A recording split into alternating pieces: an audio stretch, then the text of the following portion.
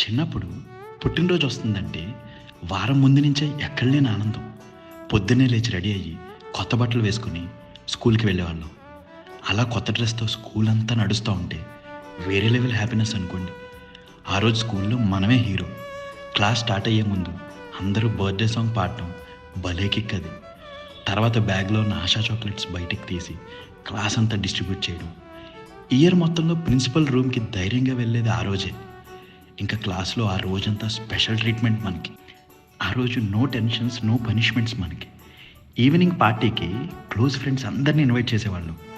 ఇంటికి వెళ్ళేసరికి ribbons, balloons, ఆ డెకరేషన్స్ చూసి ఫుల్ జోష్ వచ్చేది. ఇంకా 6 అయ్యేసరికి అందరూ వచ్చేసేవారు. వీధి చివర బేకరీ నుంచి ఒక కేక్ కూడా రెడీగా ఉండేది. కేక్ చుట్టూ ఈడెప్పుడు కట్ చేస్తాడా, ఎప్పుడు తినేద్దామని జాంబీస్లో బ్యాచ్ మొత్తం రెడీగా ఉండేవారు. ఇంకా ఆ రోజు స్పెషల్స్ ఏంటంటే సమోసా, చిప్స్, మిక్స్చర్. వీటితో పాటు పిల్లలంతా వెయిట్ చేసేది రసన కోసం. రసన తాగుతూ ఆ ఐటమ్స్ తింటుంటే ఉండేదండి నా సామిరంగా.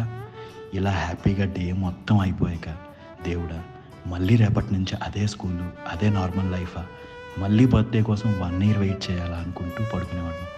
ఇప్పుడు పుట్టినరోజు వచ్చినా అయితే ఏంటి గొప్ప అనే జోన్లోకి వచ్చేసాం.